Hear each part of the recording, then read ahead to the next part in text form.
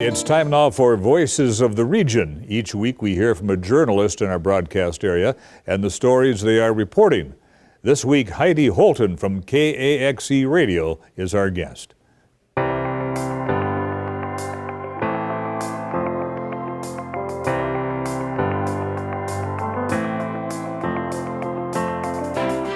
One of the most recent stories we've covered is our Strong Women series, and we have been hearing throughout media about women's role specifically during the pandemic. And so we were really curious and excited to talk to women about how they fared after 2020. So we just recently held another of our focus groups where we invite anyone to join us. This is the first time we've had an open call, and the response was overwhelming. So as the pandemic has been continuing on, we thought this was a great time to look back at 2020. Media has been reporting about how women are leaving the workforce. They've been forced to do that because of all of the struggles and the things that are going on. A lot of the burdens have fallen squarely on women's shoulders, whether it is health and safety due to the COVID pandemic, or if it is the burden of politics and racism, taking care of children. Women have felt a lot of that. Here's what we heard from one of our women in our recent focus group.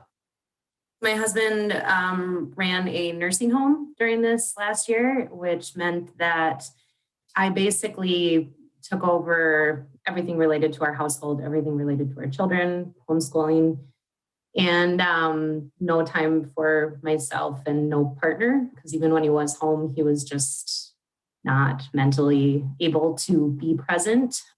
And that was probably, so many hard things in the last year, but that probably, like, the weight of holding everything together was really freaking hard.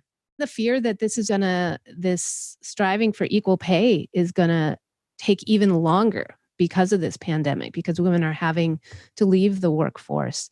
We're seeing a lot of things nationally. The New York Times have been reporting on this a lot about how you'll see the headlines, that women are leaving the workforce. You don't see a headline that says that men are not leaving the workforce and making their wives do that work, and so it's really sort of an interesting dynamic of how media reports on this. And we really like to use the authentic voices of and lived experience of women instead of relying on kind of experts.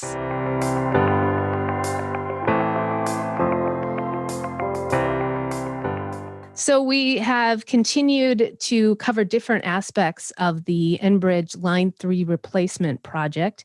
We've been learning about safety and employment and outreach from the company itself, from Enbridge Energy. We've been talking to lots of water protectors at camp in Palisade. And most recently, we talked to Aiken County Sheriff Dan Gaida. It was a really informative interview.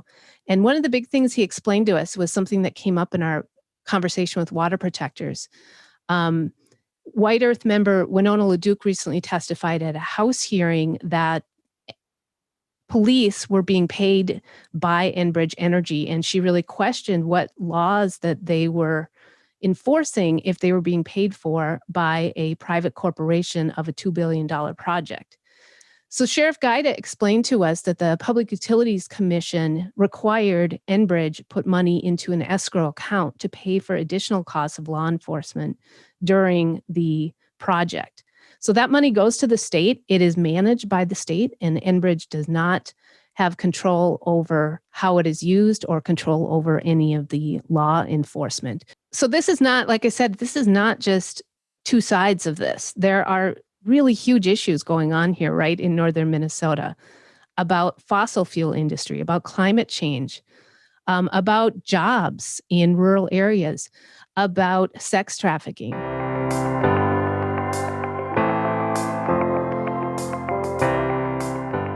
Another story we recently covered had to do with conservation, especially as it pertains to the cold, deep lakes of north central Minnesota.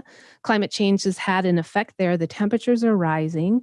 There's been a lot more development, and that affects the health of a lake. And they're finding more of an increase of this blue-green algae that is affecting the Tullibee or the cisco populations. Now, those are the little fish that walleye and muskie and northern feed on.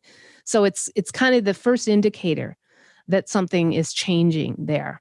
And so this group we talked to, they are working, it's Northern Waters Land Trust. They're studying this issue. They're bringing in biologists and conservationists.